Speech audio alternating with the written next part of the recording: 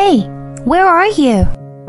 It's our first family trip in a while, so I thought I would enjoy it with just my family after all. We will go home after finishing our sightseeing.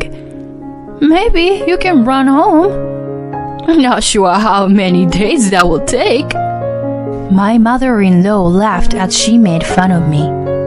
You like this spa town, right? Enjoy it on your own today. There's laundry to do. And our son will come back from his training camp at some point today. So, get home tonight and finish that. My husband happily ordered me around. I couldn't hold myself back anymore. You should do your laundry yourself. What? Hey, what's with your attitude? I'm the breadwinner of the family. Time have changed. That's not how things work anymore. What? You really are rude today. I will teach you a lesson when I get home tonight. So be prepared. You can just forget what I've said. I'm never going to see you again anyway. Huh? My husband and in-laws all exclaimed in surprise. My name is Ava. I'm a 42-year-old office worker.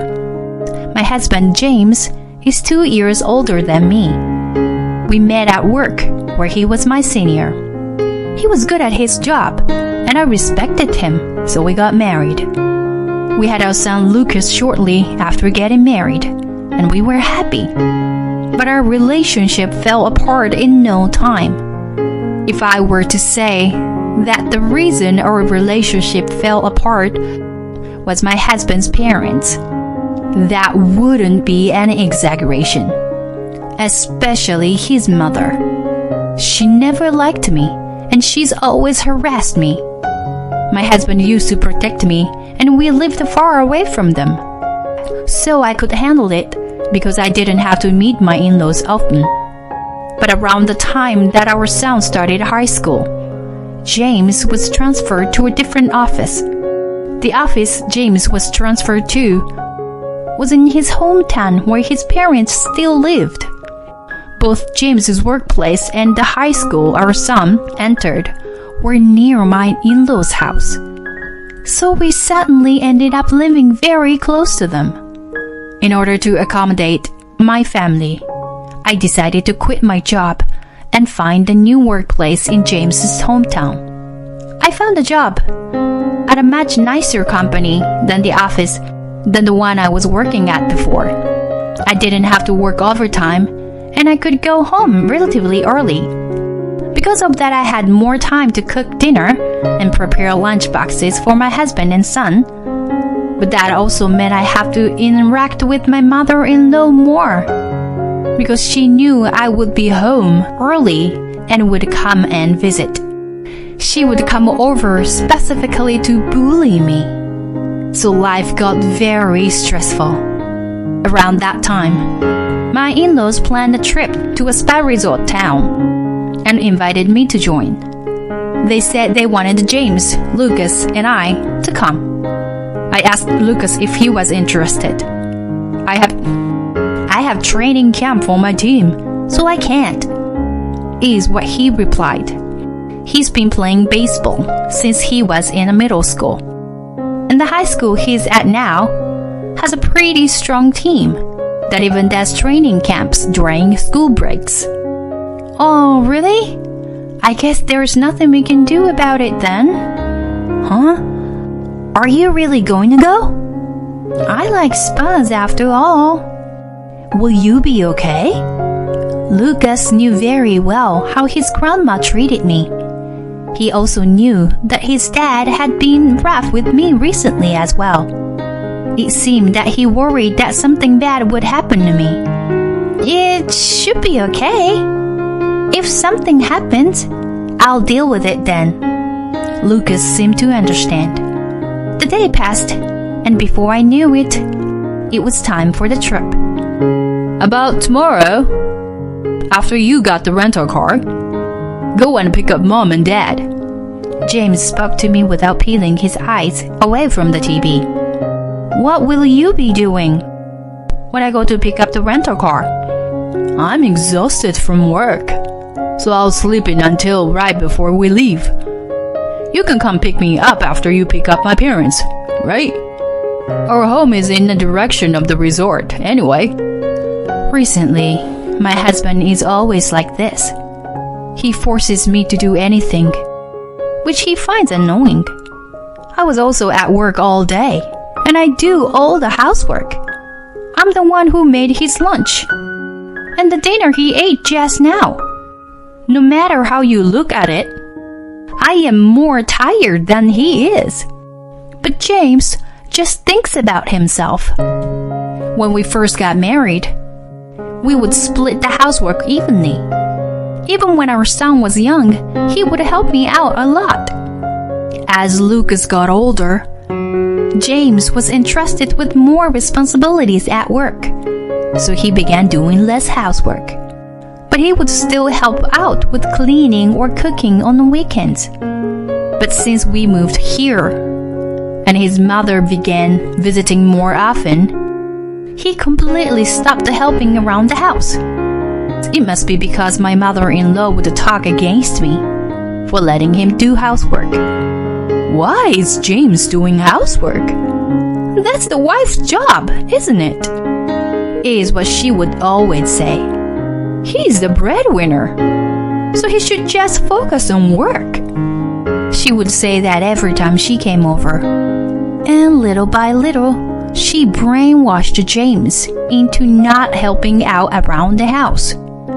And that's true. There's no need for me to do housework. I wonder why you've made me do it until now. He would even blame me about the fact he's helped out around the house so far.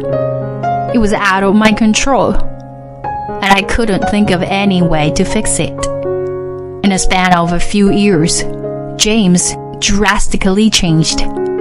He started having trouble at work and began lashing out at me regularly. Even if I tried to speak to him logically, he wouldn't listen. It became annoying for me. So at some point, I just stopped trying. That was the least stressful way for me to live. I considered getting a divorce. But since Lucas was going to a private high school, his tuition was expensive. And when he starts university, things will only get more expensive. I decided it would be too much for me to handle as a single parent. I decided I would just ignore James as much as possible and go along with him since he gave us money. Thinking like that has made me things less stressful. And so, I haven't felt desperate enough to get a divorce yet. The spa town we will be traveling to was one of my favorites, and I thought I could have a lot of fun on my own, while my husband and in-laws do their own thing. They probably just thought of me as a driver. But worst comes to worst to my husband or father-in-law could also drive sometimes. Anyways, I listened to my husband's instructions, and the next day I collected the rental car and then headed to my in-laws. Ava, aren't you late? What the? This is the car we're using. It would have been better if we had a larger car. Well, I guess it's better than your car at least. The car I usually drive is a compact car I bought myself. Since I use it to commute every day, and I'm the only one who really used the car, I paid for it myself. For commuting, a compact car suits me perfectly, and I like the interior and the color of the car. My husband uses my car and drives his parents around in it without asking me. So his parents complain to me about my car and look down on me because they think all I can afford is a small car. That's why we decided to go out of our way and rent a car for our trip. Honestly, I thought we could just use my father-in-law's car. If we did that, they would have directly come to pick us up, and I wouldn't need to drive back and forth like this. But my father-in-law said that he doesn't like driving long distances, and even more importantly, that he hates other people driving his car. For the selfish reason, he made us rent a car and drive him. My husband and I were supposed to share the driving, but he slept the entire ride, forcing me to drive the whole time. The entire time, my husband was sleeping. My father-in-law criticized my driving. He would tell me to take turns where I couldn't, and when I could, and I would have to stop at a red light. He would ask me why I didn't drive faster. It was very annoying. My mother-in-law, who didn't have a driver's license, would also join in and criticizing me. I didn't want to be told anything from my mother-in-law who couldn't drive. And at the very least, I haven't gotten into 5 car accidents like my father-in-law. They should really take away his license before he gets into a more serious accident. Are you discriminating against me because of my age? None of the accidents so far have been my fault, is what he would say whenever we suggest he stops driving. Because of that, I honestly didn't want him to drive me. But I really wished he would stop criticizing me for every little thing. And he was leaning forward from the back seat to complain. He was spitting everywhere, and it was pretty gross. My husband woke up as soon as we arrived. Oh, it was faster than I expected. Hearing my husband say that so casually honestly made me angry. Since we drove the whole day, my in-laws wanted to relax once we reached the hotel. So we followed their orders and spent the rest of the day at the hotel. I wanted to wash my hair, so I quickly went to the hotel spa's mineral bath. After I strolled around the hotel on my own and enjoyed myself, we then ate dinner and all went back to our rooms. By the way, for this trip, I got a room with a single bed, while my husband and my in-laws stayed together in a 3-person room. I had a lot of space for myself, so honestly, this was way nicer for me. I went to relax at the mineral bath again, and then I returned to my bedroom. I had bought beer and snacks from the hotel store, so spent my time watching TV and snacking. Around this time, Lucas must be with his teammates eating dinner together and having a fun time. Or maybe he's in his training camp dorm room playing games. I didn't want to annoy him by texting or calling him. I'll tell him about the trip once we get home. I realized it was already midnight, so I tucked into bed and I went to sleep. The next morning I woke up and enjoyed the fresh air. How nice it would be if I could wake up this refreshed every morning. There were 2 hours until the time my in-laws said we should all gather for breakfast. It was still only 6:30 a.m. It seems I've gotten used to waking up this early to prepare lunch boxes for everyone. That's right. Since I'm here, I might as well take a relaxing morning bath. I went back to the hotel bathhouse and soaked into the hot water. The weather was nice, so the outdoor mineral bath felt amazing. I got back to my room and texted Lucas. I'm pretty sure he said he would be getting back home tonight, so he will probably be waiting for us alone until we get back. By the time I texted Lucas, gathered my luggage, and put on makeup, it was already around 8:30. I went to eat breakfast. I was supposed to eat breakfast with my in-laws and husband, so I headed to their room. But when I knocked on their door, there was no reply. Maybe they already went to the breakfast hall. I decided to head to the breakfast hall, but they weren't there either. breakfast area wasn't that big, so if they were there, I would have seen them easily.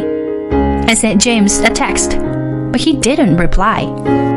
Thinking it couldn't possibly be true, I spoke to the hotel receptionist and found out James and his parents had already eaten breakfast and left. They told me they were going to eat at 8:30. It seems the hotel breakfast began at 7:30, and my in-laws purposefully told me to get there at 8:30 so that they wouldn't have to eat with me. On top of that, they left me to check out and pay for them. Telling me that they would pay for the trip was a lie. I had to pay for both of our rooms. Of course, the car was gone. They wanted to leave me behind and go home on their own. At first, I was really angry. But then, I realized there was no point. If that's how they feel, fine. Relaxed, I went back to the breakfast area to eat. I rested in the hotel right until it was checkout time. Now then, what should I do next? As I was thinking this, my mother-in-law called me. Hey, where are you? When I said that, my mother-in-law laughed loudly. It's our first family trip in a while, so I thought I wanted to enjoy it with just my family after all. Then why did you invite me in the first place? We brought you to drive us and to pay for the hotel. We brought you to a resort town you like, and you ate delicious food, so you should be grateful to us. If I had come with Lucas, it would have been much cheaper. Why do I need to pay for the three of them? To hold back my anger, I let out a sigh. We will go home after finishing our sightseeing. Maybe you can run home. I'm not sure how many days that would take. My mother-in-law laughed as she made fun of me. I didn't want to leave things like this. Is James driving now? Please put the call on speakerphone so that he can hear me. Following my request, I could hear James' voice. What happened? Why do you want to talk? Were you planning to leave me like this from the beginning? Don't get that mad. You like this bad town, right? Enjoy it on your own today. There's laundry to do, and our son will come back from his training camp at some point. So, get home tonight to finish that. My husband happily ordered me around. I couldn't hold myself back anymore. You should do your own laundry yourself. Hey, what's with your attitude? I'm the breadwinner of this family. The head of the family is telling you to relax and then come home. You should be crying out of happiness and gratitude right now. Times have changed. That's not how things work anymore. What? You really are rude today. I will teach you a lesson when I get home tonight. So be prepared. You can just forget what I've said. I am never going to see you again. Anyway. Huh? My husband and in-laws all exclaimed in surprise. I didn't see you today, so dinner last night was the last time. What do you mean? My husband's voice was trembling. Well, I'll be divorcing you. You handed me divorce papers a year ago, right? You've changed since we moved. Around this time last year, you treated me especially coldly. One day you were so angry, you suddenly gave me divorce papers. At the time, I was worried about how I could afford Lucas' tuition, so I refused. Shortly after that moment, you apologized to me and said we shouldn't divorce, though we carried on with our married life. I stopped trusting you, so I hired a private investigator. and I found out you were having an affair with an old classmate. It seems you met up again after we moved to your hometown. So she is a single mother with a daughter in middle school. At the time, you probably considered breaking up with me and marrying her. But she turned down the idea of getting married again. Then, you realized that if we divorced, then you would have been alone. And you would have been stuck paying childcare. So it wouldn't have been beneficial for you. Anyway, you make me do all the housework.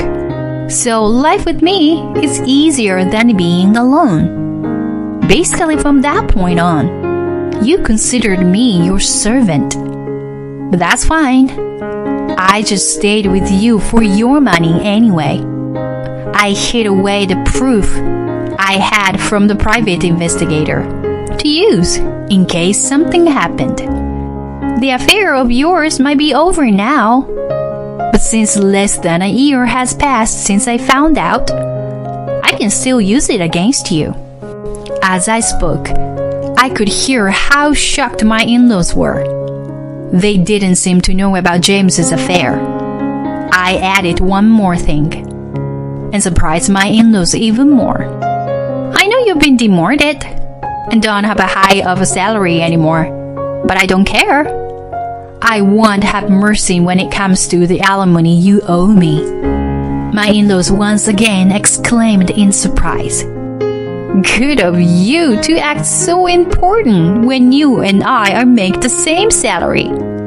I earn the same money as you, but I also make lunch for you and Lucas and cook everyone dinner. You were demoted and only do easy work at the office. So don't you find it embarrassing to always act tired and call yourself the family breadwinner?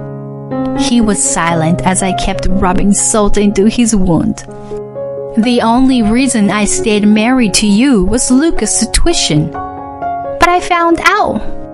But as a single mother, I can get support from his school. My parents will help me too.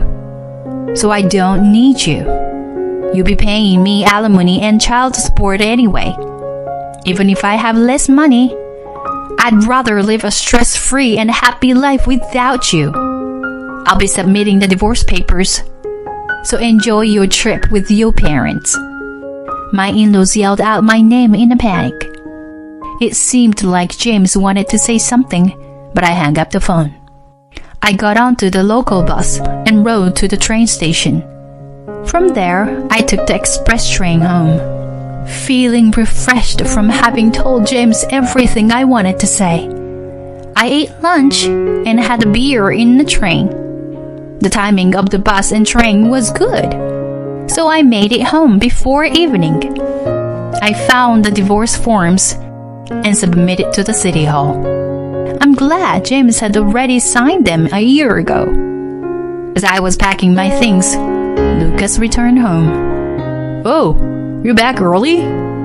Why are you alone? I needed to tell you what happened. If you were getting a divorce, I'm coming with you. Lucas didn't seem very upset or shocked. Well, he's already a high school sophomore. He must have understood that his father and I were having issues. Let me pack my stuff too.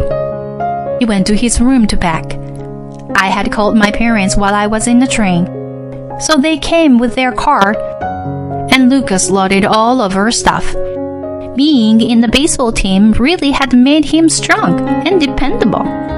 He was so different from his father. When we moved here, James was incredibly lame and complained about how heavy things was the entire time. We finished packing our things into the car and headed to my parents' house. James and his parents had called countless times, so I finally called back when we made it to my parents' house. Finally! Hey, why didn't you pick up the phone until now? I'm the one who decides when I pick up the phone. Shut up! I won't divorce you. No matter what you say, we're strangers now. Huh? You already signed the divorce papers a year ago, and I submitted them. No way. I'll be claiming alimony and child support from you. If you want to discuss that, please talk to my lawyer. Wait! Ava, think this over. It's true that I betrayed you once. Because you're the only woman in my life now. I will take care of you again. Hearing what James said was so gross. I felt like throwing up what I had eaten for lunch. How stupid are you? What? I have no love left for you anymore. Why don't you try hooking up with your ex-lover again? It seems like she's remarried though, so I don't think you had much luck. Huh? James seemed shocked. It seems that if he couldn't remarry me, he planned to going back to his ex-lover. Why men are so simple-minded?